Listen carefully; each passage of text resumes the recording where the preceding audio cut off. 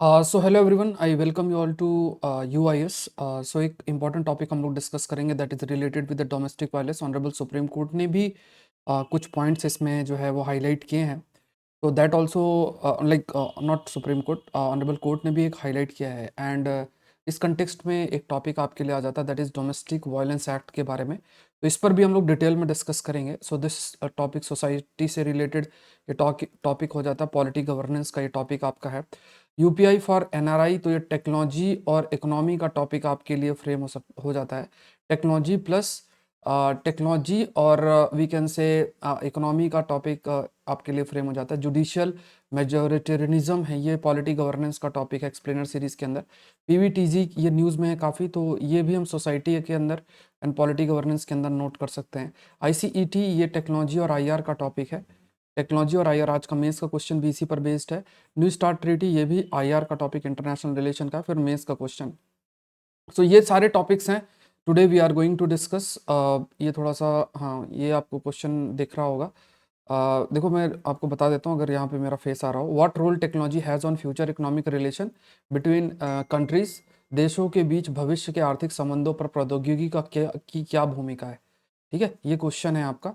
तो 10 मार्क्स का क्वेश्चन है, आपको Saurabh Pandey academy Telegram channel के अंदर सेंड करना। So this session is presented by me, my name is Saurabh Pandey. IAS exam की तैयारी कर रहे हैं तो बैच कोर्स ऑलरेडी 2024 के लिए स्टार्ट हो चुका है। 27 जनवरी से इसका हिस्सा बने। एनसीईआरटी का कोर्स भी है, ऑफलाइन सेंटर्स भी आपका ओपन है। तो फरवरी 4 से जो बैच है वो भी आपका स्टार्ट हो रहा है। ठीक है, तो अब मेरे द्वारा भी एक course I am coming 15 Feb से साइंस एंड टेक का कोर्स आएगा। प्रीलिम्स 2023 के जो स्टूडेंट्स हैं उनके लिए, प्रीलिम्स 2023 के जो स्टूडेंट्स हैं उनके लिए ये कोर्स रहेगा। बहुत इंपॉर्टेंट कोर्स है और इसमें पूरा 2 साल 1.5 साल के जितने टॉपिक्स हैं साइंस टेक के आई विल कवर। ठीक है, अभी मैं आपको पूरा सब कुछ एक्सप्लेन करूंगा कैसे क्या है, तो यू विल अंडरस्टैंड। बजट का देखो पूरा complete analysis I have done. तो देखो इसका सोर्स क्या है, जो पीआईबी के अंदर पूरा एक डॉक्यूमेंट पब्लिश होता है तो उसको आई हैव एक्सप्लेन्ड। ठीक है, तो वो है, उसको ग्रुप में आज मैं शेयर कर दूंगा, तो उस डॉक्यूमेंट को आप लोग पढ़ लेना। That is more than sufficient. अगर आप उसको अच्छे से पढ़ लो एक एक बातें जो हैं, तो लगभग 24 मिनट का सेशन है, तो देख लेना। आज के न्यूज़पेपर में भी पूरा का पूरा जो है बजट के ऊपर ही आया, तो एक बजट का पूरा का सेशन इसी चैनल के अंदर पढ़ा, आई हैव डन दैट।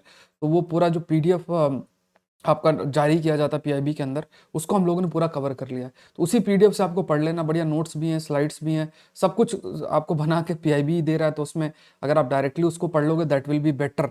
ठीक है, तो उसको एकदम से पूरा explain like we have discussed in detail, तो आप लोग उसको गो थ्रू जरूर से हो। ये अपकमिंग कोर्स है साइंस टेक का, 15 फेब से शुरू हो रहा है। तो कैसे ज्वाइन करोगे, अनअकैडमी.com में जाओ, यूपीएससी सीएससी सेलेक्ट करना है और फिर आपको SPLIV इस कोड का डाल के ज्वाइन करना है। जब आप ज्वाइन करोगे तो मेरा ये कोर्स कर पाओगे। इसके अलावा भी पॉलिटी है, हिस्ट्री है, ज्योग्राफी है, इकोनॉमी, जितने दूसरे सब्जेक्ट्स हैं उन सभी को आप एक्सेस कर सकते हो। मतलब सारे एजुकेटर के सारे कोर्सेस को आप एक्सेस कर सकते हैं, जो कि आपके लिए भी बहुत इंपॉर्टेंट एक अपॉर्चुनिटी भी रहेगी। बैच कोर्सेज भी आप एक्सेस कर सकते हैं। So let's start with the first topic, and the first topic is about judicial majoritarianism. Explainer series के अंदर आया है, तो इस पे कई सारी चर्चा हैं, तो उसको एक एक करके डिस्कस करते हैं, अलग अलग जो आयाम है इस पर। तो यहाँ पे देखो एक्सप्लेनर सीरीज के अंदर है जुडिशियल मेजोरिटेरियनिज्म जस्टिफाइड, ये चीज़ आपकी हाईलाइट किया गया।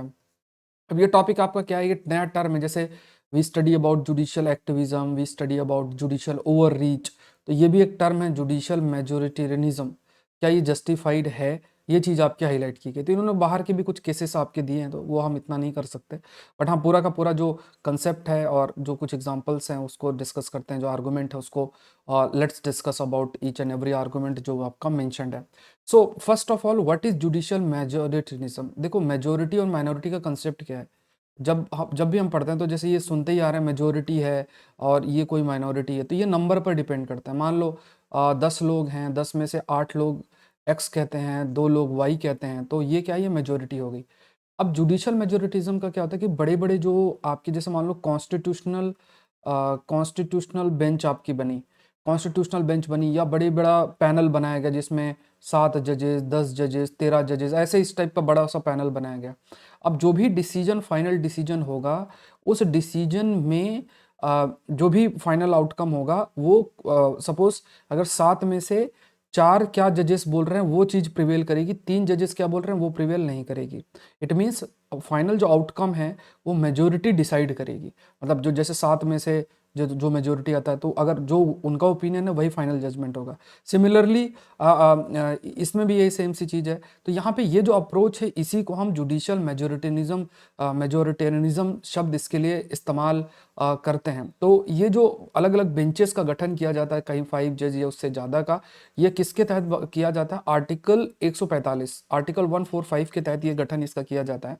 जैसे मान लो 5 जज, 7 जज, 9, 11, 13 इस टाइप से बेंचेस का गठन किया जाता है, और इसका सोर्स क्या? आर्टिकल 145 के माध्यम से इनका ये जो बेंचेस हैं वो इनका गठन किया जाता है। अब जो भी ये बेंचेस हैं, जिन बेंचेस के माध्यम से इसका गठन किया जाता है और कौन सा डिसीजन प्रिवेल करेगा, दैट बेसिकली डिपेंड्स ऑन की मेजोरिटी, मतलब 7, 9, 11। अब इसमें मेजोरिटी क्या है? इसमें 4 है या इसमें 5 है या इसमें 6 है, तो ये या इससे ज़्यादा भी हो सकता है। तो वो जो बोलेंगे वही फाइनल जजमेंट आपका कंसीडर किया जाएगा। तो यहाँ पे न्यूमेरिकल मेजोरिटी डिसाइड करती है जुडिशियल आउटकम को, न्यूमेरिकल मेजोरिटी।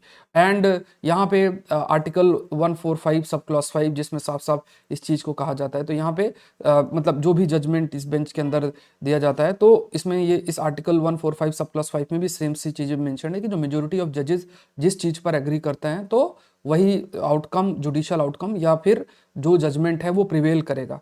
इवन जो डिसेंडिंग जजमेंट है, मान लो कोई एक्स कह रहा है, दूसरा वाई कह रहा है, तो जो माइनॉरिटी में जजेस हैं, माइनॉरिटी का जजेस हैं नंबर के बेसिस में, ये ध्यान रखना है।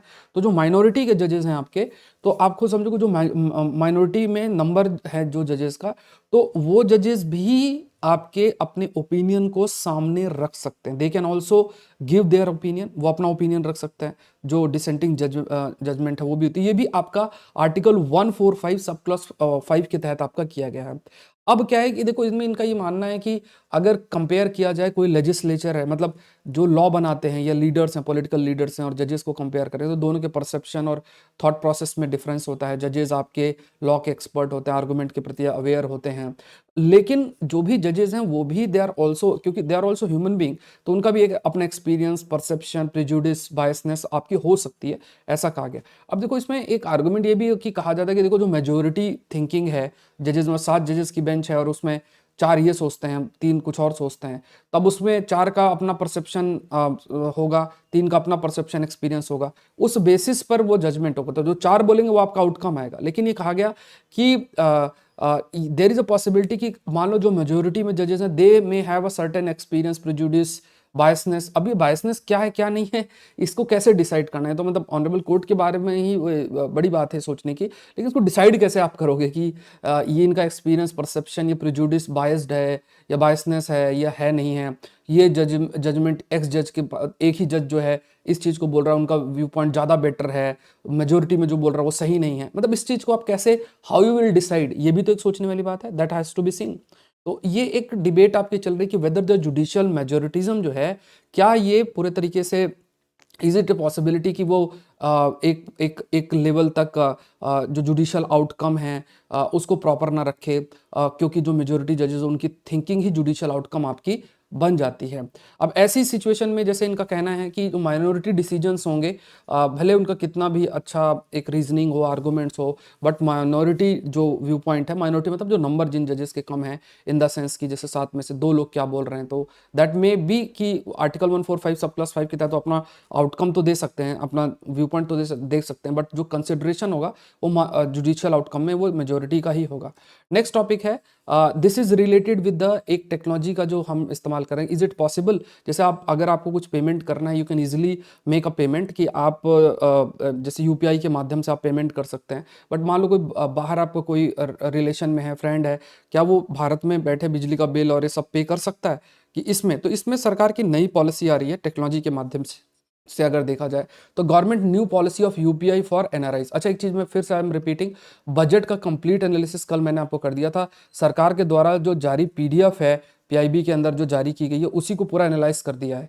तो वो वीडियो पड़ा हुआ है, देख लो। आज के पेपर में भी देखो अलग अलग हेडलाइंस आई हुई हैं, तो एक बार वो वीडियो देख लोगे, सारा आइडिया हो जाएगा। अच्छा, ये कंटेंट है, पूरा का पूरा आपको एक आइडिया हो जाएगा। फिर उस पर जब एक एक करके डिस्क्रिप्शन आएगा, तो आप इजीली आंसर कर सकते हो। इसी वीडियो सेक्शन के अंदर ही वो वीडियो आपको मिल जाएगा। ये टॉपिक है कि देखो टेक्नोलॉजी आप किस तरीके से, जो टेक्नोलॉजी है उस टेक्नोलॉजी को आप किस प्रकार से इस्तेमाल कर सकते हैं। लाइक द गवर्नमेंट नई पॉलिसी यूपीआई के लिए फॉर एनआरआई की बात करें तो जनवरी 10 के में नेशनल पेमेंट कॉरपोरेशन ने जो इंटरनेशनल फ़ोन नंबर है वो भी यूपीआई के माध्यम से पैसा जो है उसका ट्रांजेक्शन कर सकते हैं। मतलब दे आर सेइंग कि खास तौर से अगर देखा जाए कि इंटरनेशनल नंबर है, बाहर जाओगे इंटरनेशनल नंबर है, इट इज़ पॉसिबल कि आप you are able to transact using UPI के माध्यम से आप ट्रांजेक्शन कर सकते हो। खासतौर से जैसे ये जो एनआरआई अकाउंट्स होते हैं, नॉन रेसिडेंट अकाउंट्स आपके होते हैं तो उसके माध्यम से जो एनआरओ अकाउंट है तो ये इनके माध्यम से जो पेमेंट है वो आपका किया जा सकता है। तो एनआरई अकाउंट्स क्या है, जो भी नॉन रेसिडेंट इंडियंस हैं अपनी जो भी वहाँ अर्निंग करते हैं फॉरेन सॉइल में, तो उस अकाउंट के माध्यम से वो यूज़ करते हैं अपने जो भी इनकम उसको मैनेज करने के लिए बाय नॉन रेसिडेंट इंडियंस। तो उस अकाउंट के माध्यम से उसको फ़ोन नंबर से जो लिंक्ड है उसके माध्यम से इंडिया में भी ट्रांसफ़र किया जा सकता है। मान लो जैसे इंटरेस्ट रेट, पेंशन, ये सब ये इनकम अलग अलग आपकी हो सकती है। तो ये अभी सिंगापुर, ऑस्ट्रेलिया, ये सारे जो देश हैं 10 लगभग 10 देश हैं, इन 10 में ये फैसिलिटी आपकी जो एनआरओ अकाउंट, एनआरई अकाउंट का अवेलेबल भी है। एंड जब ये चीज़ अलाउ की जाएगी कि आप फॉरेन नंबर से जो आपके एनआरई अकाउंट, एनआरओ अकाउंट से लिंक्ड है उससे पेमेंट कर सकते हो, तो इससे क्या है कि कोई बिल पेमेंट वहाँ बैठे बैठे कोई कर सकता है अपने फैमिली मेम्बर्स का। कोई चीज़ बाय करना है ऑनलाइन प्लेटफॉर्म के अंदर, ये सब चीज़ें पॉसिबल हैं। There is a possibility even UPI QR based payment अगर कोई है तो that can also be acceptable. मतलब भाई यहाँ पे आके भी जैसे सपोज यहाँ भी आ रहे हैं, भारत में भी आ रहे हैं और उस नंबर से they can make the payment UPI का इस्तेमाल करके। दूसरा एक डिस्कशन एमडीआर है, जैसे एमडीआर का जिसे हम मर्चेंट डिस्काउंट रेट कहते हैं। जैसे सपोज करो कि कार्ड है, अगर आप कार्ड को इस्तेमाल करते हो, फिर यूजिंग द कार्ड, तो उस कार्ड में जैसे अगर आप पेमेंट करोगे ना 2-3% का चार्ज लगता है। जैसे कई बार आप कहोगे कि मैं कार्ड से पेमेंट करूंगा तो उसमें 2-3% चार्ज लग जाता है, तो वो मर्चेंट डिस्काउंट रेट बोलते हैं उसको, वो जो एक्स्ट्रा पैसा लग जाता है। तो यहाँ पे अभी क्लैरिटी नहीं, बट हाँ ये जी चीज़ जरूर से बोली गई है कि ऐसा कुछ जो एमडीआर है, जो मर्चेंट डिस्काउंट रेट है, वो ऐसा कुछ आपका नहीं इसमें लगेगा। इस पर जो ऑनरेबल फाइनेंस मिनिस्टर उन्होंने भी जो है आपका क्लैरिफाई किया है कि जो कोई भी एमडीआर चार्ज है वो रुपए बेस्ड डेबिट कार्ड या यूपीआई ट्रांजेक्शन के अंदर नहीं लागू किया जाएगा। ये चीज़ आपकी हाईलाइट की गई है।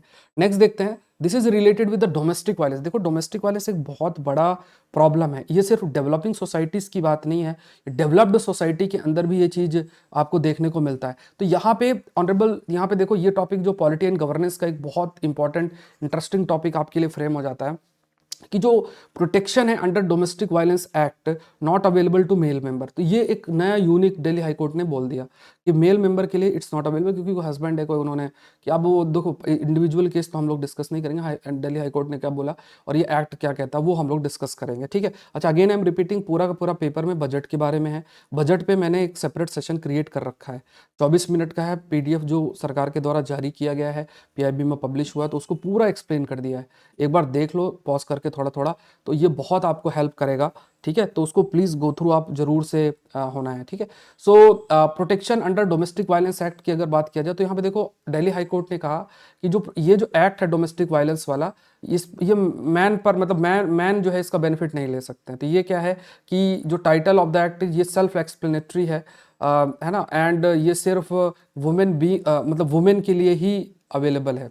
अब इस पे देखो डिफरेंट और भी जजमेंट्स आपके हैं, बट यहाँ पे इनके द्वारा जो बात बोली गई कि दिल्ली हाई कोर्ट के द्वारा कि मेल जो मेंबर हैं उस पे वो इसका बेनिफिट नहीं उठा सकते। अब देखो ये जो डोमेस्टिक वायलेंस एक्ट 2005 के अंदर आया, इसका क्या क्या आपका एम है, तो आइडेंटिफाई करना, डिटरमाइन करना कि जो डोमेस्टिक वायलेंस है उसको पनिशेबल रखना, है ना, क्योंकि वो अनलॉफुल है और वो पनिशेबल है। जो विक्टिम है उसको प्रोटेक्ट करना डोमेस्टिक वायलेंस से, जस्टिस इंश्योर करना, जो भी एग्रीड पर्सन है जस्टिस इंश्योर करना, एंड किसी भी प्रकार का डोमेस्टिक वायलेंस ना हो ये भी इंश्योर करना, किसी भी प्रकार से ये जो जस्ट वायलेंस है वो ना हो ये भी देखना, and sufficient programme and agendas for the victim of the domestic violence and to guarantee the recovery of such victims. तो मतलब अगर कोई डोमेस्टिक वायलेंस से ग्रसित भी है या उससे अफेक्टेड भी हुआ है तो उसको किस प्रकार से आप उनको रिकवरी के लिए लिए या उनकी मदद के लिए क्या कदम उठाने चाहिए, तो वो भी इस एक्ट के अंदर मेंशन है। तो आपके पास एक इस एक्ट में मेंशन है कि एक प्रोटेक्शन ऑफिसर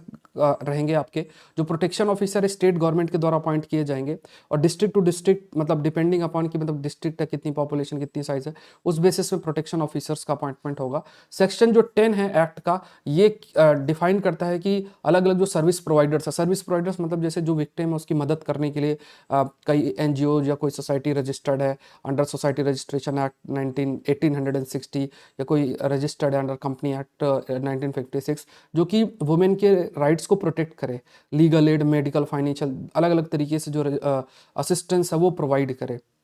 ये चीज़ आपकी हाईलाइट की गई, अलग अलग डिफरेंट असिस्टेंस आपका प्रोवाइड करे। फिर कोई भी जो विक्टिम है डोमेस्टिक वायलेंस का, उनको क्या है, they need require shelter home, then under section 6 of that the person in charge of the shelter home will provide suitable shelters to the victim of the domestic violence. तो यहाँ पे क्या है कि सेक्शन 6 जो है, इट टॉक्स अबाउट कि जो शेल्टर होम्स हैं that will be provided. Shelter homes मतलब रहने का, आगे जैसे मान लो कहीं रह रहे हैं, अब वहाँ से डोमेस्टिक वायलेंस की वजह से अब रहने का जगह ही नहीं है, तो एक होम जो शेल्टर होम है that will also be provided. अच्छा, 2 फरवरी की prelims booster series already uploaded है, देखो अब उसमें 8 टॉपिक कवर्ड है। सोर्सेज जो मैं आपके लिए फॉलो करता हूँ, Indian Express, PIB, down to earth physics. अब एक बार थोड़ा सा पेशेंस रख के उसको सुन लो, जैसे आप लूसी मिशन, पल्ला स्कैट, ये मैंने कवर कर दिया। अब उसमें देखो जो कंटेंट डिलीवर है that is I have prepared that content, ठीक है। हाँ, वॉइस थोड़ा डिफरेंट है, बट आपको बस उस चीज को सुनना है, एक बार कान में लगाओ, जो इंपॉर्टेंट पॉइंट्स उसको नोट करो, that is more than sufficient. थोड़ा सा अगर आप लोग अपने आप को मोटिवेट कर लो, और कंप्लीट इंग्लिश में, इसमें हिंदी में भी आई विल ब्रिंग, ठीक है, कंप्लीट इंग्लिश के अंदर है, तो आप सुनोगे, चीजें दिमाग के अंदर जाएंगी।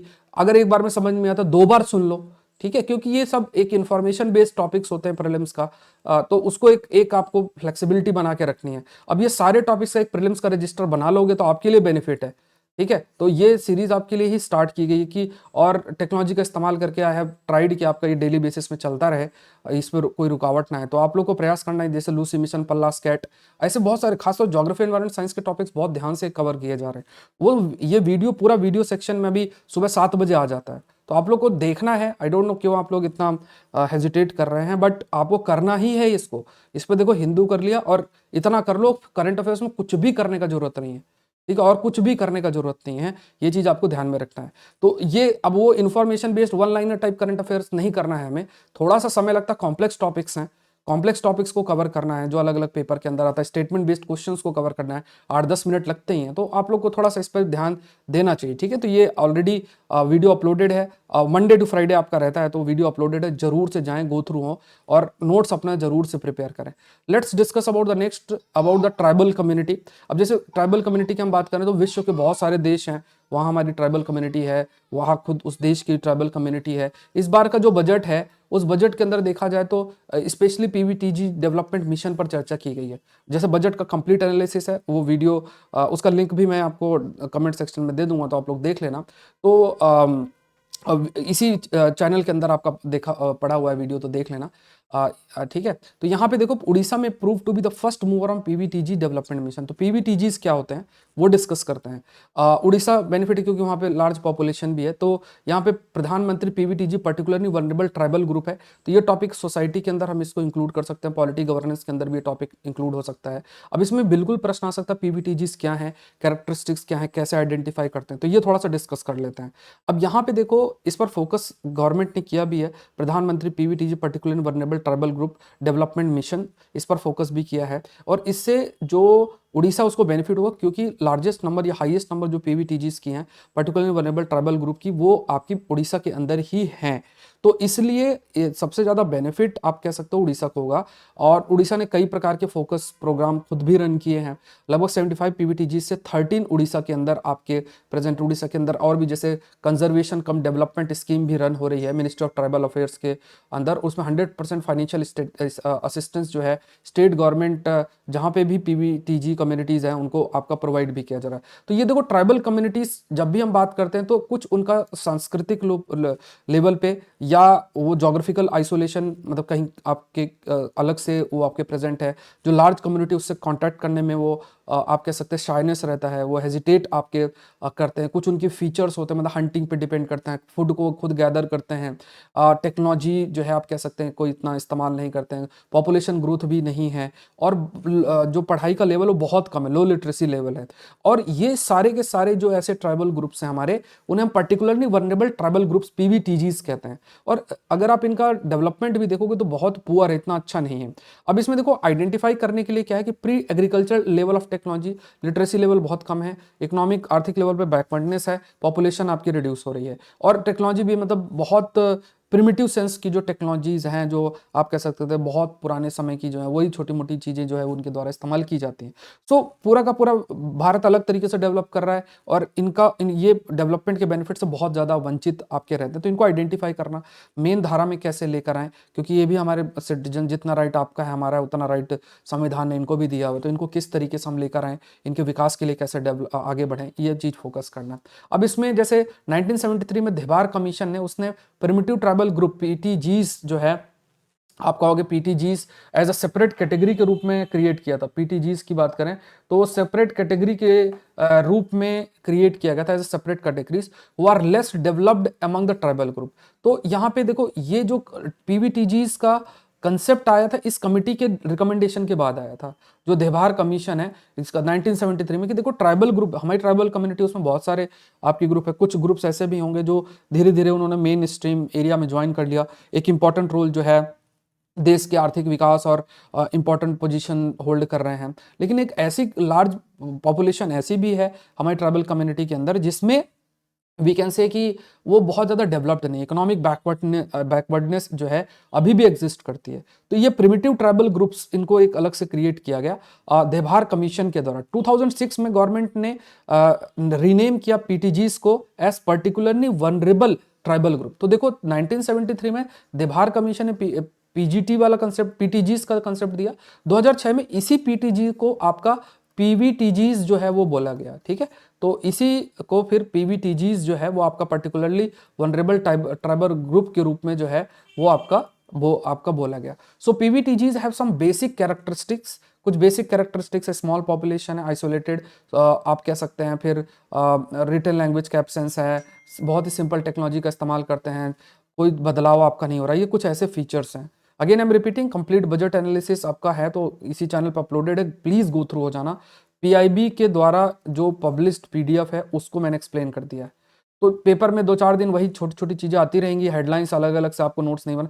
कंप्लीट बजट ही एक बार गो थ्रू हो जाओ, ठीक है, क्योंकि वो डॉक्यूमेंट सरकार के द्वारा जारी किया गया है और उसी को एक्सप्लेन कर दिया है मैंने, और वो डॉक्यूमेंट भी मैं आपसे शेयर कर दूंगा, तो आप लोग देख लेना, मतलब Saurabh Pandya academy Telegram channel में आपको मिल जाएगा। नेक्स्ट मूव करते हैं, this is about the technology. देखो टेक्नोलॉजी का जो इस्तेमाल है वो बहुत तेजी से आप कह सकते हो इंक्रीज हो रहा है, और देशों के बीच जो रिश्ता है वो भी, उसमें भी टेक्नोलॉजी का एक बड़ा रोल आ रहा है, ठीक है। देशों के बीच जो रिश्ता किस तरीके से होगा उसमें भी टेक्नोलॉजी का बड़ा रोल आपका हो रहा है। जैसे इंटरनेशनल रिलेशन की हम बात करें, यूएस की बात करें, यूएसए है और इंडिया के बीच में टेक्नोलॉजी के माध्यम से रिश्ते बन रहे हैं। तो देखो ये जो समय है इसे हम फोर्थ इंडस्ट्रियल रिवोल्यूशन भी बोलते हैं, और fourth industrial revolution digital revolution है। टेक्नोलॉजी का इस्तेमाल बहुत तेजी से बढ़ रहा है, और जो देश टेक्नोलॉजी के इस्तेमाल में बहुत आगे रहेगा वही देश आप कह सकते हो कि उसको बहुत एडवांटेज रहेगा, खास तौर से जब वो आगे जाता है तो उसको ज़्यादा एडवांटेज कंपेरेटिवली आपका रहेगा व्हेन यू टॉक अबाउट कि मतलब इकोनॉमिक ग्रोथ और अपने डोमिनेंस को मेंटेन करने में उसका एक बड़ा इंपॉर्टेंट रोल है। तो यहाँ पे इंडिया भी टेक प्लान्स पे वर्क कर रहे हैं। इंडिया और यूएस की बात करें तो एक टेक प्लान्स पे काम कर रहे हैं। तो यहाँ पे देखो ये टॉपिक आईआर प्लस टेक्नोलॉजी के रूप में आप इसको लिंक कर सकते हो, इंटरनेशनल रिलेशन और टेक्नोलॉजी के रूप में आप इसको लिंक कर रहे हो। तो इंडिया और यूएस की अगर हम बात करें, उन्होंने प्रोग्राम लॉन्च किया है to enhance their strategic partnership, और यहाँ पे देखो एक इनिशिएटिव है जिसे हम initiative on critical emerging technology ICET कहा गया है, ठीक है। तो यहाँ पे initiative on critical emerging technologies, तो ये इनिशिएटिव है दोनों के बीच में, यूएस और इंडिया की अगर हम बात करें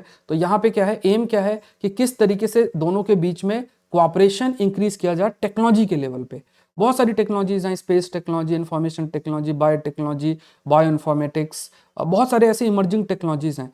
तो उस एरिया में किस प्रकार से हम कोऑपरेट करते हैं वो आपका इस इनिशिएटिव के माध्यम से, जिसे शॉर्ट में आईसीईटी, इंडिया और यूएस आपका फोकस कर रहे हैं। तो यहाँ पे एक साथ प्रोडक्शन करना, एक साथ डेवलपमेंट करना, दोनों कंट्रीज़ के बीच में एक स्टार्टअप इकोसिस्टम डेवलप करना, दोनों के बीच में एक प्रकार से डायलॉग इस्टेब्लिश करना, कोऑपरेट करना कि कैसे ये जो टेक्नोलॉजीज़ हैं उन टेक्नोलॉजीज़ को डेवलप किया जाए, जो भी ज़रूरत है उसके लिए एक सप्लाई चेन आपकी क्रिएट किया जाए। और ये एरियाज़ हैं जो कि हाईलाइट की गई हैं।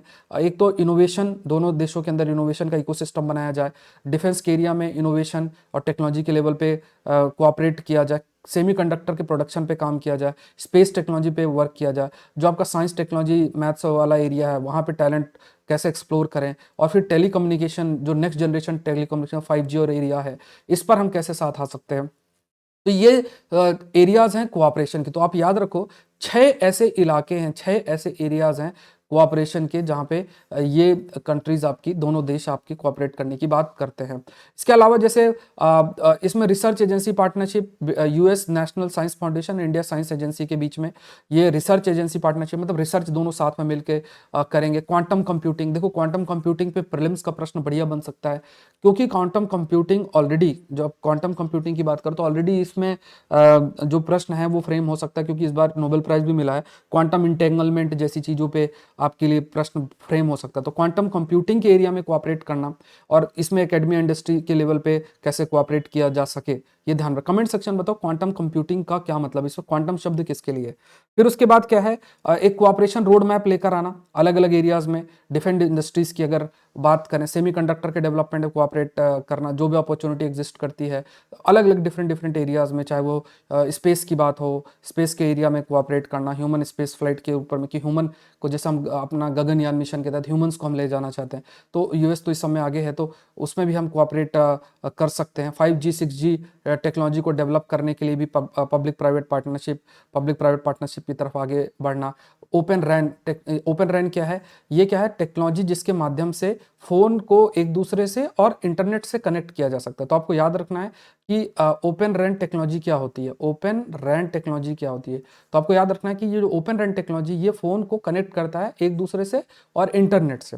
सो यहाँ पे कई प्रकार के, जैसे अब इंडिया लाइट कॉम्बैट एयरक्राफ्ट बनाना है तो मैन्युफैक्चर में, तो उसमें भी तुरंत इंडिया और यूएस के बीच में कोऑपरेशन हो सके। तो defence technology, space technology, telecommunication, ये सारे एरियाज ऐसे हैं जहाँ पे दोनों देश आपस में कोऑपरेट कर सकते हैं। नेक्स्ट टॉपिक है, this is related with, we call it as, जो एक कोऑपरेशन एग्जिस्ट करना चाहिए, और ये जो कोऑपरेशन यहाँ पे है, this cooperation is between India, Russia and US के बीच में है। तो ट्रीटी है जिससे कि दोनों जो देश हैं, खास तौर से देखा जाए तो दोनों देश एक प्रकार से कोऑपरेट इस लेवल पे करें कि क्योंकि जैसे वर्ल्ड वॉर 2 हुआ था, उसके बाद से यूएसए और यूएसएसआर दो पोल्स ऑफ पावर थे, तो दोनों के पास आपके मास डिस्ट्रक्शन टाइप वेपन्स थे, तो एक दूसरे को ख़त्म कर सकते थे। तो उस स्थिति से बचने के लिए इट्स इंपॉर्टेंट कि दोनों के बीच में ट्रस्ट रहे। तो कई प्रकार की ट्रीटी साइन की गई जिसके माध्यम से जो भी आर्म्स एम्यूनिशंस हैं उन आर्म्स एम्यूनिशन को रिड्यूस किया जाए। उसी में एक ट्रीटी थी, स्टार ट्रीटी। तो ये टॉपिक आपका आईआर का टॉपिक जो है वो फ्रेम हो जाता है जिसे हम स्टार ट्रीटी। तो देखो, new strategic arms reduction treaty या न्यू स्टार ट्रीटी, ये साइन आपकी अप्रैल 18 2010 के अंदर हुई थी। किसके बीच में, यूनाइटेड स्टेट रशिया के बीच में साइन की गई थी, और ये फोर्स में 2011 के अंदर आई। न्यू स्टार्ट ने 1991 की जो स्टार्ट ट्रीटी साइन की गई थी, जो कि 2009 में एक्सपायर की, तो उसको आपका रिप्लेस करती है। एंड जैसे अब ये रिप्लेस करती है, एंड फर्दर जो 2002 की स्ट्रेटजिक ऑफेंसिव रिडक्शन ट्रीटी है उसको ये सुपरसीड करती है। तो ये भी आपको ये पॉइंट आपको याद रखना है। नई जो स्टार्ट ट्रीटी है इसमें 2 देश आपके इन्वॉल्व हैं, जैसे पुरानी वाली स्टार्ट ट्रीटी थी, एक तरफ यूएसए एक तरफ रशिया है। और ये जो स्टार्ट ट्रीटी है, मतलब जो स्टार्ट ट्रीटी साइन भी रोनाल्ड रीगन और जॉर्ज HW इनका एक इंपॉर्टेंट रोल प्ले किया था। और इसमें देखो, इस ट्रीटी के अंदर एम क्या है या चीजें मेंशन क्या है कि कैसे जैसे न्यूक्लियर वेपन्स उसको रिड्यूस करना, मिसाइल बॉम्बर इतने होने चाहिए, यहाँ होने चाहिए, न्यूक्लियर जो आपके फोर्सेस उसको कैसे रिस्ट्रक्चर करना, ये सब चीजें जो है आपकी इसके अंदर मेंशन है। ठीक है, तो इसका पीडीएफ मैं आपसे Saurabh Pandey Unacademy Telegram channel पे I will share with you, तो आप लोग देख लेना एक बार, ये पूरा पीडीएफ आपको मिल जाएगा। बजट का और सेशन ऑलरेडी अपलोडेड है, तो देख लेना। Again I am स्टेटिंग this point. तो देखो, फिर न्यू स्टार्ट जो आपका स्ट्रेटजिक आर्म रिडक्शन ये ट्रीटी है, अब इसमें देखो खास तौर से जैसे 1500 न्यूक्लियर वॉरहेड होना चाहिए that can be diploid bye Russia and United state of America. मतलब इन्होंने अब नंबर तो इतना याद नहीं रखना, बट बस याद रखना कि इतने न्यूक्लियर वॉर हेड होने चाहिए, दोनों को ट्रांसपेरेंसी होनी चाहिए, अच्छा इनका न्यूक्लियर वॉर हेड इनके पास इतना है तो हम भी इतना रखेंगे। अदरवाइज क्या है कि अगर कम्युनिकेशन नहीं होगा तो दोनों war head nuclear war head बनाते चले जाएंगे, क्योंकि ह्यूज नंबर होगा। अब क्या है कि अब इसको एक्सटेंड 2026 तक किया जाएगा। अब यूएसए के प्रति रशिया ने कहा कि देखो आप जो है ये ट्रीटी फॉलो नहीं कर रहे हो, मतलब इस ट्रीटी के खिलाफ आप जा रहे हो, ऐसा जो है रशिया ने बात आपकी हाईलाइट की है। मेंस का क्वेश्चन देखते हैं, उससे पहले लेट मी इन्फॉर्म यू कि अपकमिंग कोर्स, अगर आप प्रीलिम्स 2023 की तैयारी कर रहे हो तो ये जो साइंस टेक का कोर्स आई एम ब्रिंगिंग 15 फरवरी से शुरू होगा, इसको प्लीज आप मिस मत करना। इसमें अगर आपको मैं स्क्रीनशॉट के साथ दिखाऊंगा, पिछली बार 15 प्रश्न थे, उसमें से 14 प्रश्न सेशन से थे, ठीक है, 14 प्रश्न। खास तौर से जो हिंदू का संडे वाला टॉपिक है वो मैं आप लोग को कवर करा दूंगा, ठीक है। तो इसमें इसको आप अगर 23 की तैयारी कर रहे हो, और क्योंकि देखो साइंस का बढ़िया प्रश्न आता है और इंडियन रेलवे मैनेजमेंट सर्विस वाला भी आ गया है, तो इस वजह से ये और इंपॉर्टेंट हो जाता है। तो ये जो साइंस टेक का कोर्स है इसको प्लीज मिस मत करना। अगर आप 23 की तैयारी करो, 24 की कर रहे हो तो आई एम नॉट सेइंग आप करो, लेकिन हाँ 23 की कर रहे हो जरूर से करो। हाँ 24 में देखो साइंस टेक के कंसेप्ट तो यूजफुल होंगे ही, तो ये देखना है, ये देखना 23 के बच्चों के लिए बहुत ज्यादा इंपॉर्टेंट ये कोर्स आपका है। अगेन आई एम रिपीटिंग, अगर आपको अपना साल को भी थोड़ा सा बचाना है तो यहाँ पे कैसे करोगे, देखो unacademy.com में जाओ, यूपीएससी सीएससी सेलेक्ट करो, SPLIV कोड डाल के ज्वाइन कर लो। तो देखो ये जो कोर्स है वो तो कर ही लोगे, साथ में पॉलिटी, हिस्ट्री, ज्योग्राफी, इकोनॉमी, जितने बैच कोर्सेस हैं उन सबको भी आप एक्सेस कर सकते हो। तो सारे कोर्सेज जो है वो आप एक्सेस कर सकते हो, जैसे बैच कोर्स है उसको भी आप एक्सेस कर सकते हो। क्वेश्चन देख लो, what role technology has on future economic relation between countries, देशों के बीच भविष्य के आर्थिक संबंधों पर प्रौद्योगिकी की क्या भूमिका है, ये आपको लिखना है। 10 नंबर का है, कल का जो प्रश्न उसका बेस्ट आंसर मैं डाल दूंगा, कम्युनिटी पोस्ट में देख लेना, 10 नंबर का है। और Saurabh Pandey Unacademy Telegram channel पे आप जाके ये इसका भी आंसर आप पोस्ट करें। तो आज के लिए इतना ही, सेशन को जरूर से लाइक करें, लेस देन 10 सेकंड 1 सेकंड भी नहीं लगेगा, लाइक बटन प्रेस करो। यूआईएस चैनल को सब्सक्राइब नहीं किया जरूर से सब्सक्राइब करो, और नोटिफिकेशन भी आपका आ चुका है, क्या क्या बातों का ध्यान रखना चाहिए तो छोटे छोटे वीडियोस में आपके लिए लेकर आऊंगा, वो भी आप लोग देखते रहें। सो आज के लिए इतना ही, आई होप ये सेशन आपके लिए जरूर से हेल्पफुल रहा होगा। तो so thank you everyone, thank you.